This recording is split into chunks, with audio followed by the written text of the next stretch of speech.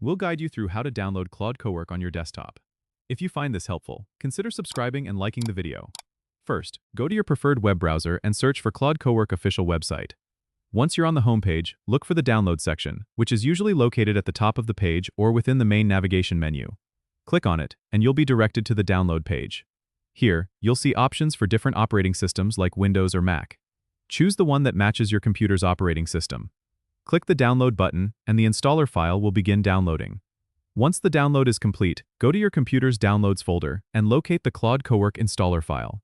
Double-click the file to start the installation process. A setup wizard will appear to guide you through the installation. Follow the prompts, agreeing to the terms and conditions, and choose your preferred installation settings.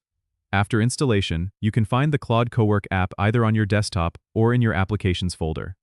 Open the application, and you may need to sign in or create an account if you haven't done so already. You can now start exploring all the features and functionalities that Claude Cowork offers.